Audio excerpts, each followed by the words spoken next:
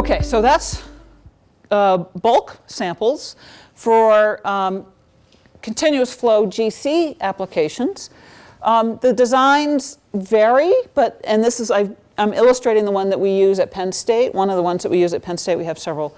But they all kind of work in the same way with some nuances that are tailored to the individual or based on the current model that they're selling. They're always tinkering at the companies. But the idea is that you have an injector where you inject a liquid which has a mixture of compounds in it. The compounds are separated in a narrow glass column that has a coating on it. I'll talk more about that separation process in a little bit. And then we have some mechanism, some mechanical mechanism typically for diverting the solution material, the solvent, so that just our trace compounds go through. And usually the solvent comes out first, and so you have a time period where you remove that, and then you switch the flow and let your compounds go on in. At Penn State, we use a nickel and platinum wire combination, and we actually add in a trickle of O2. We sort of dial up the oxygen until it's at a certain voltage in our measurement, in our analyzer, and then we dial it back a little bit, so it's not super quantitative, but it seems to work.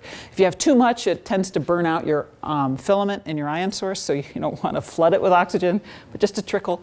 And that allows us to continuously have an oxidizing environment at fairly high temperatures and with pretty effective catalytic metals in there. Yes? So you inject Mm-hmm. and it goes through the GC As a liquid. Yeah, so the GC operates by volatilizing the material. And I'll explain this a little bit more in a minute. And so the solvent that you're putting in typically has a boiling point somewhere around 40 to maybe 80 centigrade. And so as you heat up the oven in this, on this side of the instrument, it moves into the gas phase. And then that allows it to move. So the compounds move in the gas phase. They're introduced as a liquid. So you're playing with the boiling points of these things as part of the separation. So you slowly increase the temperature, and the things with lower boiling points will move out first, and then the higher boiling point compounds come out second. It's a good question. So let's see. I introduced this already. We have this valve for diverting the solvent. I've drawn this as a Valco valve, and that's what we use in our instrument because it's fairly robust. There are other designs for that. We're actually working with a system in my lab where we're getting rid of that mechanical valve and using just a gas flow switching type valve, kind of like a Dean's switch, which is making us all have gray hairs because it's harder than you think. But anyway, we're working on that. And then let's see, what have I got? And then the production of the combustion reaction is that you get CO2, but you also get other compounds, and most notably, you get water. And water and ion sources are not a good combination. You want to keep water out of your ion source. One of the main problems with water is that the hydrogens tend to come off in the ion source environment, and then they're kind of gregarious little ions, and they stick themselves onto the CO2 ion that you have, and suddenly you've got a mass increase of 1, right? So you have, one of the ways you can know you have water in your ion source, well, one is you could monitor mass 18, but the other is that you see your measurements sort of increase of the heavy isotopes sort of increase in weird and unpredictable ways. So water in the ion source is something you want to avoid. We use a product that was developed originally by DuPont called Nafion tubing. It's used in commercial drying applications. The gas moves through. On the inside of that tube, it's semi-permeable, selectively permeable, so just water can go through, but the CO2 stays inside. And that's a very nice solution to this problem. The only limitation with Nafion tubing is that it doesn't go real narrow. It's kind of a broader diameter, and so if you really want to go to narrow kinds of chromatography, it's not as great a tool. Okay, so that's the carbon. Carbon is fairly straightforward, and if you've worked with other elements first and then you come to carbon second, you'll think, wow, this is a really easy measurement because it is like much more straightforward than some of the others. And let me show you some of those others. So here is nitrogen. Here's the setup for nitrogen. That's a GC column. That part is the same. This is losing some of its enthusiasm. And again, we can have a venting system. This particular design is a little bit different, but it's similar in principle. Hot oxidizing environment. We don't have the O2 added in this application. It's added later, so you can sort of backflush O2 when you're not running samples to regenerate the system. So your compounds come through, they combust to CO2 and NOx, and then they go into that not as hot but warm copper wire reactor, and that converts the NOx to N2. The Nafion is the same. You also need to now remove your CO2 if you are trying to make a measurement on the nitrogen, so you can have a liquid nitrogen chap, and then send your N2 into the instrument. Yes? If you inject this as a liquid, in which solvent you dissolve your sample? Which solvent? Depends on the sample. It depends on the sample and what compound you're targeting. So you need a solvent. The question is, what solvent do you use, or what liquid? And it depends on what you're running. In my case, we're running a lot of hydrocarbons or lipids, so we tend to use hexane, but you can use other solvents. I would caution against chlorinated solvents. Chlorinated solvents, if they sneak through, they can poison the metals in your reactor, so avoid.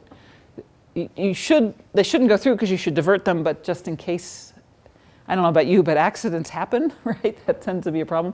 So avoiding chlorinated solvents is my advice for longevity of your instrument. Okay, so you see the reactions are shown up here. We have our nitrogen-containing compounds convert the nitrogen, come on, there it is, converted to NOx and CO2 and water. CO2 we freeze out, water, it could also be frozen out, but it's also removed by the Nafion in this design, and then the NOx is converted to N2.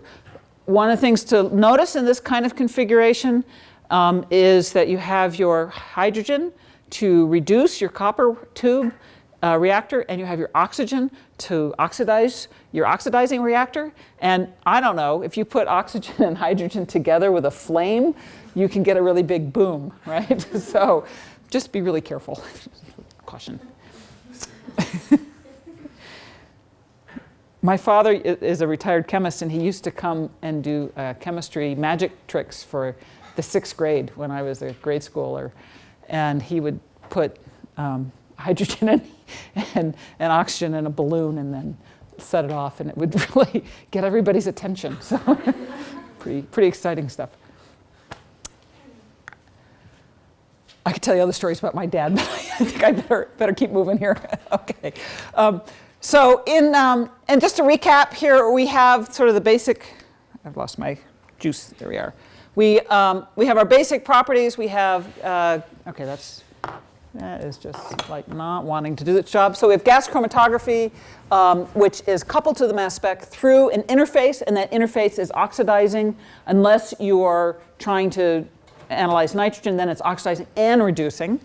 We're removing the solvent, or the diluent of the sample, and that's many times more material in your solvent than in your analytes, and it'll scrub out and kind of diminish the reactant in your oxidizing furnace. So you want to remove that and not let it go through that. So we move that out by some kind of flow switching.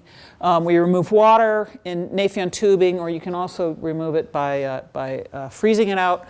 One of the things that I didn't mention is that each time a peak goes into the combustion reactor, you get a little explosion, right? If you have 1 mole of a C10 compound coming in, or 1 nanomole of C10 compound coming in, when it combusts, you suddenly have 10 nanomoles of CO2, right? That 10 carbon compound gets converted from 1 mole of a big compound to 10 moles of a little compound. And that actually increases the pressure, and you get sort of a pressure pulse right at that moment. And so having that open split stabilizes the flow regime. And that's, it also tends to stabilize the amount of gas that goes into your mass spec. So it's good for stabilizing in lots of ways. Okay, so that's the combustive system. I guess over the last 15 years, the field of deuterium analyses in organic compounds has really taken off.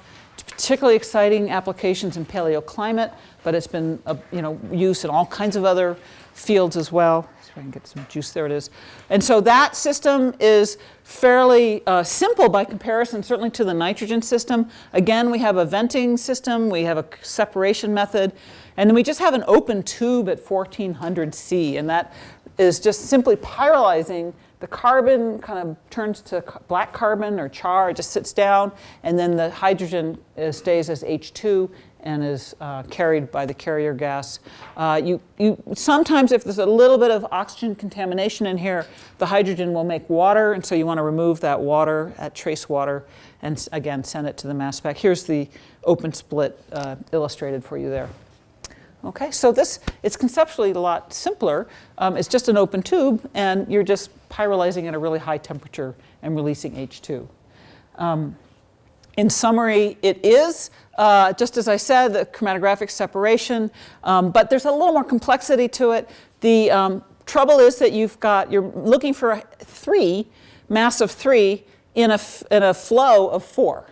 Right? And so you've got a lot of helium flowing into your mass spectrometer, and the ion beam is not perfectly focused. There's a little bit of dispersion always. And so some of that dispersed structure of the ion beam of the helium will spill into the cup 3. Right? So the way that this finally became a robust technique is when they added a very small electrostatic lens that sort of keeps the mass 4 from spilling into cup 3. And that's one of the secrets that you may not know as a user, but that really has made this possible. One of the things that also you need to do with this is, the first is to precondition your furnace. You'll need to kind of pre-treat it with some carbon to create kind of a glassy carbon layer, or an amorphous carbon layer in there that helps that reducing process happen. We tend to do that by just always having kind of a throwaway compound at the beginning of our chromatographic separation. Usually it's like a C10 or C14 alkane that we're not interested in it. We just put it in there, and we kind of pre-treat the column before any of our compounds come through. The H3 factor correction, if you've ever worked with hydrogen in other settings, you also, oh, you have a replacement? It's behaving itself. Thank you. Oh, there's the button. Oh, it's one you have to hold. Okay, so there we are. So H3 factor is a correction for the fact that in ion sources where you have H2, you can actually have 3 hydrogen ions come together to make an H3 ion. And the production of that H3 ion scales with the amount of hydrogen H2 that you have in the ion source. So you just simply want to kind of create a regression between the production of H3 and the amount of hydrogen in there. And then once you have that regression, you can apply it to your samples.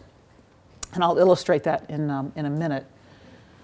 The furnace conditioning, I've mentioned this just a minute. You can inject a little bit of hexane and allow it to pass through. You can pre-treat the tube with each run with an early eluting compound. So that's just a recap of the words I've already said. One of the things that became apparent as people were working with these systems was that the carbon coating is kind of a really interesting, has interesting physical properties, and has, as a consequence, kind of annoying isotopic consequences for us. And the annoying problem is this. This is a model that Audrey Van Duyn made some years ago now of the glassy carbon. It's a little hard to see, but this is kind of a connection of carbon atoms sort of in a fluidy, dancing matrix. And then your compounds that are reacting are up in here. And the hydrogens that come off of those can get into this fluid matrix of carbon and kind of hang out for a little while. And then it makes them friends, but they don't bond. They just sort of hang out. And then eventually they come back out again, right? So there's this little delay in the release of them. So you end up with those atoms of hydrogen sort of re-emerging long after the peak has gone by.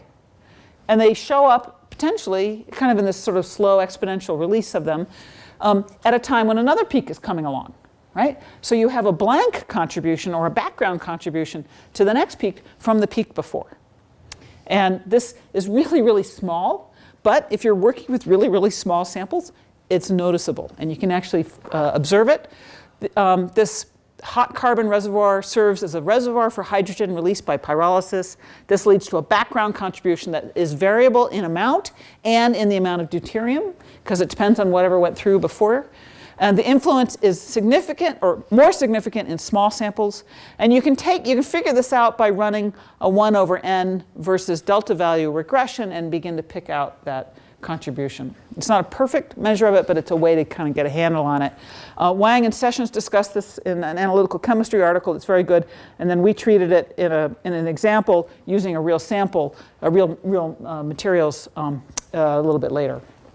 So if you're working with hydrogen, if you're running small samples, you really do need to be aware of this and pay attention to how you handle this particular problem.